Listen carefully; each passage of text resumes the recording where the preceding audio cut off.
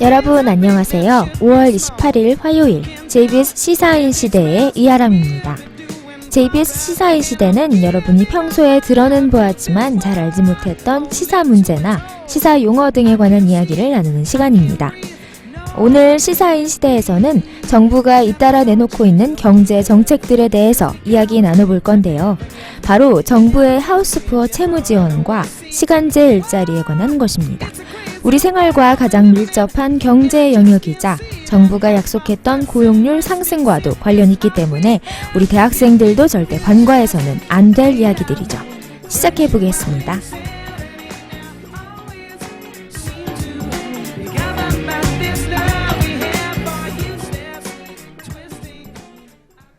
정부가 서민들의 빚 부담을 덜어주기 위한 대규모 채무조정 대책을 잇따라 내놓고 있습니다.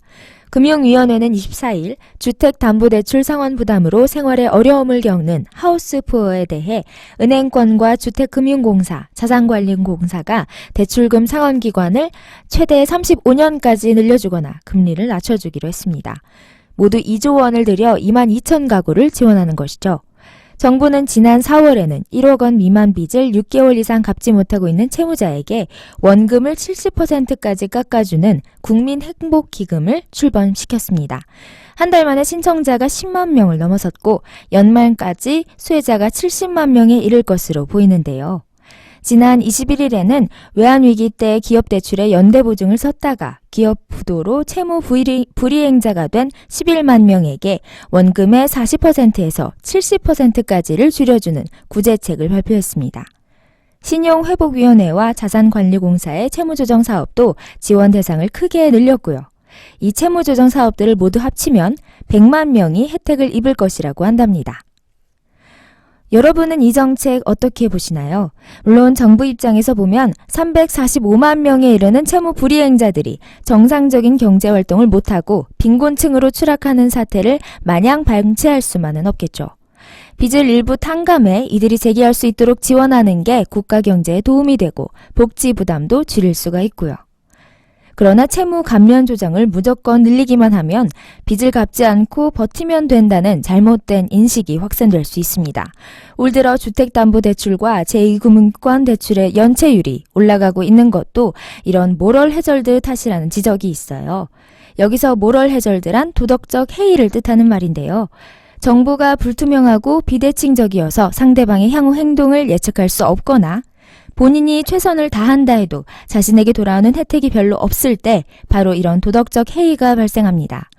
여기서는 나도 빚이 있는데 나보다 더 큰 빚을 진 저 사람은 열심히 일하지 않고서도 정부의 지원으로 빚이 탕감되는구나.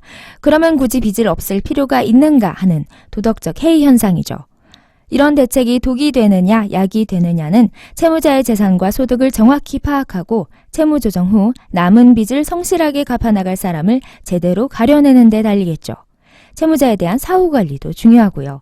신용회복위원회의 채무조정 사업만 해도 중도 탈락률이 30%에 이릅니다. 빚을 일부 탕감받더라도 남은 빚을 갚지 못해 또다시 채무불이행의 수렁에 빠져드는 악순환이 반복되는 거죠. 서민을 구제하는 채무조정 정책이 성공하려면 빚 갚을 능력을 키워줄 제대로 된 성장 및 일자리 정책이 뒷받침되어야만 하겠습니다. 이쯤에서 노래 두 곡 듣고 다시 돌아와 정부가 내놓은 일자리 로드맵을 얘기해 볼게요. 영화 위대한 개츠비의 OST, 라나델레이의 Young and Beautiful, 드라마 상어 OST 보아의 천국과 지옥 사이입니다. 다음 주 발표 예정인 새 정부 일자리 로드맵의 핵심이 시간제 일자리 확대로 요약되고 있습니다. 아무래도 임기 내 고용률 70%라는 목표를 달성하기 위해선 신규 일자리 창출로는 한계가 있기 때문이겠죠. 현재 우리나라의 근로시간은 경제협력개발기구인 OECD 34개 회원국 중 두 번째로 긴데다가 시간제 일자리 비중은 22위로 하위권입니다. 정부는 잡쉐어링, 즉 시간제 일자리를 늘려 여성을 중심으로 한 비경제 활동 인구를 고용시장으로 끌어온다는 계획인데요. 시간제 일자리란 일주일에 30시간 미만으로 일하는 것을 말합니다. 시간제 일자리 비중이 큰 국가들은 근로시간이 짧고 고용률이 높다는 공통점이 있습니다. 시간제 비중이 상위인 네덜란드는 30.5시간, 덴마크는 33.9시간 등 근로시간이 30시간대 초반입니다. 이 국가들의 생산 가능 인구 기준 고용률은 70%를 넘고요. 이쯤에서 난무하는 경제 개념들을 다져봐 드릴게요. 고용률이란 15세 이상 생산 가능 인구 중 취업자가 차지하는 비율을 말하며 실질적인 고용 창출 능력을 나타냅니다. 취업 인구 비율이라고도 불리고요. 생산 가능 인구란 취업을 할 수 있는 나이, 즉 돈을 벌 수 있는 나이로 15세에서 64세 사이의 인구를 뜻합니다. 어려운 것 같지만 용어 그대로 개념을 받아들이시면 돼요. 박근혜 정부는 근로시간을 줄이고 일자리를 늘리는 방법으로 고용률 70%를 달성하겠다는 목표를 갖고 있죠. 지금 이에 대한 해법을 시간제 일자리 확대에서 찾고 있는 것입니다. 시간제 일자리도 좋은 일자리라는 인식의 전환이 중요하다고 말했는데요. 아무래도 갈 길이 멀죠. 시간제 일자리에 대한 인식을 전환하기는 쉽지 않은 데다 사회 안정망이 취약한 우리 실정과는 맞지 않는다는 지적들이 쏟아지고 있습니다. 전문가들은 시간제 일자리가 늘어나려면 시간제 근로자에 대한 근무 여건과 고용 보장 수준을 높이는 것이 먼저라고 말합니다. 이 시간제 일자리 확대는 이명박 정부에서 역시 추진했던 정책이었습니다. 그러나 재계에서는 고용비용 증가를, 노동계는 질 나쁜 비정규직 양산을 이유로 반발이 컸기 때문에 국회 통과에 실패했었죠. 이에 대해 김용성 한국개발연구원 연구위원은 시간제 일자리가 고용 안정성이 훼손되는 일자리라면 참여를 유도하기 어려울 뿐더러 궁극적으로 고용률을 70%로 올린다 해도 별 도움이 안 될 것이라고 말했습니다.